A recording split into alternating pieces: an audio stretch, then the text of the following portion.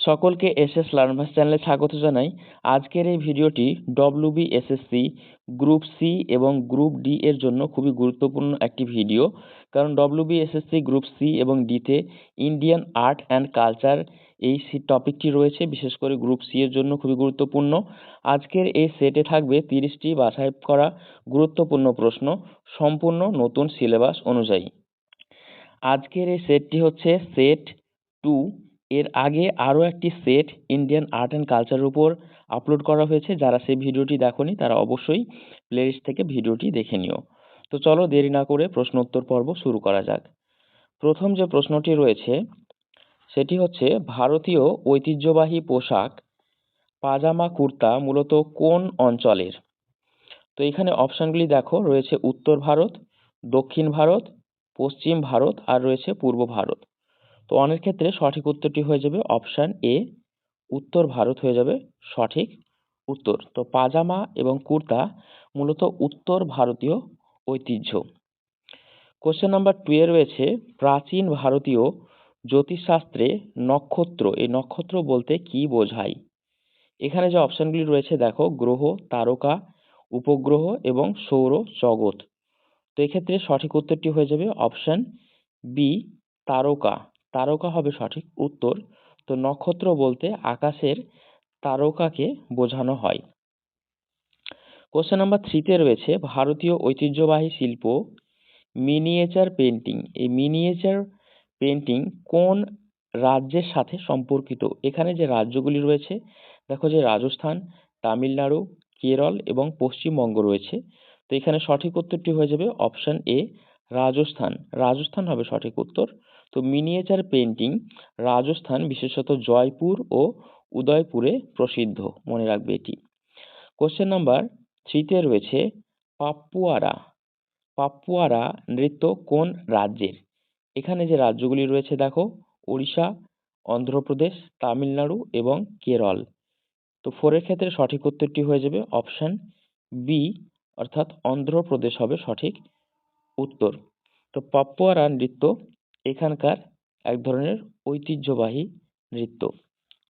Question number 5 এ রয়েছে, ভারতের কোন শহর হস্তশিল্পের রাজধানী নামে পরিচিত? খুবই গুরুত্বপূর্ণ একটি প্রশ্ন। তো এখানে দেখো, কোশ্চেন নাম্বার 5 এর ক্ষেত্রে সঠিক উত্তরটি হয়ে যাবে অপশন এ, জয়পুর হবে সঠিক উত্তর। কোশ্চেন নাম্বার 6 এ রয়েছে, প্রাচীন ভারতের কৌশিকী, এই কৌশিকী কিসের সঙ্গে সম্পর্কিত? তো 6 এর ক্ষেত্রে সঠিক উত্তরটি হয়ে যাবে অপশন এ, যন্ত্র সঙ্গীত হবে সঠিক উত্তর। এখানে যে সেট আলোচনা করা হচ্ছে আজকে, এই সেটের প্রশ্নগুলি তোমরা দেখার সঙ্গে সঙ্গে প্রত্যেকে আনসার করতে থাকো এবং কার কত স্কোর হচ্ছে সেটি অবশ্যই আমাকে কমেন্ট সেকশনে জানাবে।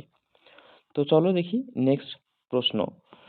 কোশ্চেন নাম্বার 7 এ রয়েছে, অঞ্জন, এই অঞ্জন শিল্প প্রধানত কোন ক্ষেত্রে ব্যবহৃত হয়? 7 এর ক্ষেত্রে সঠিক উত্তরটি হয়ে যাবে অপশন বি, চিত্রাঙ্কন। চিত্রাঙ্কন হয়ে যাবে সঠিক উত্তর। তো মনে রাখবে যে অঞ্জন, অঞ্জন মূলত চিত্রাঙ্কনে ব্যবহৃত হয়।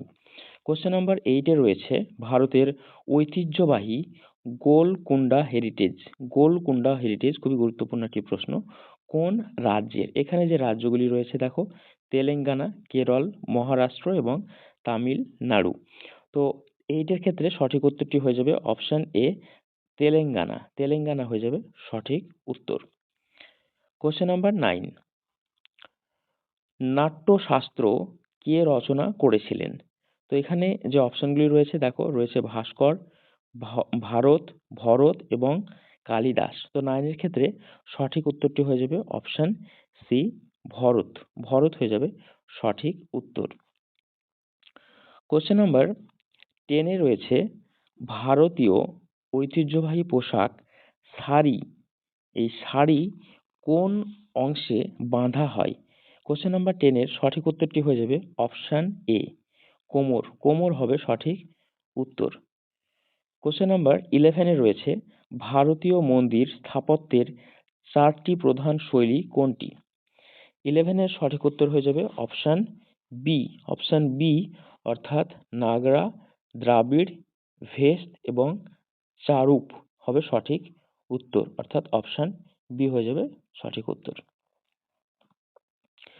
কোশ্চেন নাম্বার 12, ভারতীয় ঐতিহ্যবাহী রথযাত্রা উৎসব কোন শহরে বিখ্যাত? এখানে অপশনগুলি দেখো, রয়েছে মথুরা, ভুবনেশ্বর, পুরী এবং বৈদ্যনাথ। 12 এর ক্ষেত্রে সঠিক উত্তরটি হয়ে যাবে অপশন সি, পুরী। পুরী হবে সঠিক উত্তর। তো মনে রাখবে যে জগন্নাথ রথযাত্রা বিখ্যাত। কোশ্চেন নাম্বার 13 রয়েছে, প্রাচীন ভারতের কোন স্থাপত্য চিত্রকলা সবচেয়ে বেশি ব্যবহৃত হয়েছিল? 13 এর ক্ষেত্রে সঠিক উত্তরটি হয়ে যাবে অপশন সি, গুহা। গুহা হয়ে যাবে সঠিক উত্তর। এক্ষেত্রে মনে রাখবে যে প্রাচীন গুহা চিত্রকলায় সবচেয়ে বেশি শিল্পকর্ম পাওয়া যায়। কোশ্চেন নাম্বার 14 রয়েছে, ভারতীয় ঐতিহ্যবাহী বাদ্যযন্ত্র সিতার, সিতার প্রধান ধারা কোনটি? সিতার প্রধান ধারা কোনটি? তো এখানে দেখো যে 14 এর ক্ষেত্রে সঠিক উত্তরটি হয়ে যাবে অপশন এ, হিন্দুস্তানি। হিন্দুস্তানি হবে সঠিক উত্তর।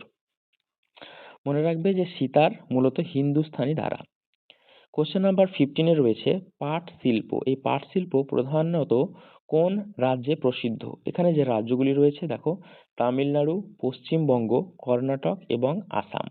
15 এর ক্ষেত্রে সঠিক উত্তরটি হয়ে যাবে অপশন বি, পশ্চিমবঙ্গ হবে সঠিক উত্তর। কোশ্চেন নাম্বার 16 রয়েছে, ভারতীয় নৃত্যশিল্প কুচিপুড়ি মূলত কোন রাজ্যের? এখানে যে রাজ্যগুলি রয়েছে দেখো, তামিলনাড়ু, কর্ণাটক, মহারাষ্ট্র এবং অন্ধ্রপ্রদেশ। তো 16 এর ক্ষেত্রে সঠিক উত্তর হয়ে যাবে অপশন ডি, অন্ধ্রপ্রদেশ হয়ে যাবে সঠিক উত্তর। তো কুচিপুড়ি নৃত্য এখানে উদ্ভূত, মনে রাখবে, অন্ধ্রপ্রদেশে। কোশ্চেন নাম্বার 17, ভারতের ঐতিহ্যবাহী ওড়িশা পটচিত্র, ওড়িশা পটচিত্র কোন অঞ্চলের সাথে সম্পর্কিত? 17 এর ক্ষেত্রে সঠিক উত্তরটি হয়ে যাবে অপশন বি, পুরী। পুরী হবে সঠিক উত্তর।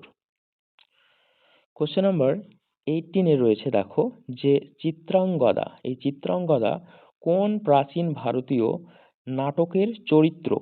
18 এর ক্ষেত্রে সঠিক উত্তরটি হয়ে যাবে অপশন এ, অর্থাৎ মহাভারত হবে সঠিক উত্তর। নেক্সট রয়েছে 19, প্রাচীন ভারতের কোন রাজা বৌদ্ধ ধর্মের বৃহৎ প্রচার করেছিলেন? 19 এর ক্ষেত্রে সঠিক উত্তর হয়ে যাবে অপশন এ, অশোক। অশোক হবে সঠিক উত্তর।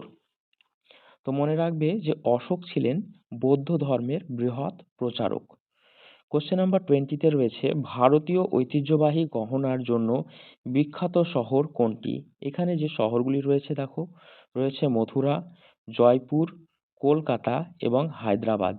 20 এর ক্ষেত্রে সঠিক উত্তরটি হয়ে যাবে অপশন বি, জয়পুর হবে সঠিক উত্তর। তো মনে রাখবে যে ঐতিহ্যবাহী গহনার জন্য এই শহরটি বিখ্যাত। কোশ্চেন নাম্বার 21 রয়েছে, ভারতের কোন রাজ্যের মাটির শিল্পে কালভারা, দেখো যে কালভারা ধরন বিখ্যাত? 21 এর ক্ষেত্রে সঠিক উত্তরটি হয়ে যাবে অপশন এ, রাজস্থান। রাজস্থান হবে রাইট আনসার। কোশ্চেন নাম্বার 22 তে রয়েছে, ভারতীয় ঐতিহ্যবাহী পোশাক ধুতি মূলত কোন অঞ্চলের? এখানে সঠিক উত্তরটি হয়ে যাবে অপশন সি, অপশন সি, অর্থাৎ উত্তর ভারত হবে রাইট আনসার। তো মনে রাখবে যে ধুতি মূলত উত্তর ভারতের পোশাক। কোশ্চেন নাম্বার 23 তে রয়েছে, ভারতীয় ঐতিহ্যবাহী নৃত্য ভরতনাট্যম প্রধানত কোন রাজ্যের? 23 এর ক্ষেত্রে সঠিক উত্তর হয়ে যাবে অপশন এ, তামিলনাড়ু। তামিলনাড়ু হবে রাইট আনসার। তো ভরতনাট্যম এখানকার ঐতিহ্যবাহী নৃত্য, মনে রাখবে। কোশ্চেন নাম্বার 24 এ রয়েছে, মাধবন। এই মাধবন পটচিত্র মূলত কোন রাজ্যের শিল্প? তো 24 এর ক্ষেত্রে সঠিক উত্তরটি হয়ে যাবে অপশন বি, মধ্যপ্রদেশ। মধ্যপ্রদেশ হবে রাইট আনসার। কোশ্চেন নাম্বার 25 এ রয়েছে, ভারতীয় ঐতিহ্যবাহী বাদ্যযন্ত্র মৃদঙ্গম কোন ধারার জন্য, দেখো যে কোন ধারার জন্য ব্যবহৃত হয়? তো 25 এর ক্ষেত্রে আনসার হয়ে যাবে অপশন বি, অপশন বি, অর্থাৎ কর্ণাটক সঙ্গীত হবে সঠিক উত্তর। তো এটি মনে রাখবে যে মৃদঙ্গম মূলত কর্ণাটক ধারা। কোশ্চেন নাম্বার 26 এ রয়েছে রথযাত্রা। এই রথযাত্রা উৎসব কোন দেবতার সঙ্গে সম্পর্কিত? 26 এর ক্ষেত্রে সঠিক উত্তর হয়ে যাবে অপশন ডি জগন্নাথ। জগন্নাথ হবে সঠিক উত্তর। কোশ্চেন নাম্বার 27 এ রয়েছে প্রাচীন ভারতীয় মন্দির স্থাপত্যে শিখর বলতে কি বোঝায়? 27 এর যে অপশনগুলি রয়েছে দেখো, যে রয়েছে মন্দিরের মূল প্রাঙ্গণ, বিতে রয়েছে মন্দিরের শীর্ষ টাওয়ার, সিতে রয়েছে মন্দিরের প্রবেশপথ এবং ডিতে রয়েছে মন্দিরের স্তম্ভ। এক্ষেত্রে 27 এর ক্ষেত্রে সঠিক উত্তরটি হয়ে যাবে অপশন বি। অপশন বি অর্থাৎ মন্দিরের শীর্ষ টাওয়ার, মন্দিরের শীর্ষ টাওয়ার এটি হয়ে যাবে সঠিক উত্তর। কোশ্চেন নাম্বার 28 এ রয়েছে ভারতের ঐতিহ্যবাহী পটচিত্র কোন পৃষ্ঠে আঁকা হয়? 28 এর ক্ষেত্রে সঠিক উত্তরটি হয়ে যাবে অপশন বি কাপড় বা ক্যানভাস। কাপড় বা ক্যানভাস হবে রাইট আনসার। কোশ্চেন নাম্বার 29 এ রয়েছে ভারতীয় ঐতিহ্যবাহী নৃত্য কাঠক, খুবই গুরুত্বপূর্ণ একটি প্রশ্ন, কাঠক কোন রাজ্যের? রাজ্যগুলি দেখো রয়েছে মহারাষ্ট্র, উত্তরপ্রদেশ, তামিলনাড়ু এবং কর্ণাটক। 29 এর ক্ষেত্রে সঠিক উত্তর হয়ে যাবে অপশন বি উত্তরপ্রদেশ। উত্তরপ্রদেশ হবে সঠিক উত্তর। তো কাঠক নৃত্য হচ্ছে উত্তরপ্রদেশের ঐতিহ্য। নেক্সট রয়েছে 30, এটি হচ্ছে আজকের ভিডিওর শেষ প্রশ্ন। তো দেখো রয়েছে শিল্পকলার জগৎ বলতে কোনটি বোঝায়?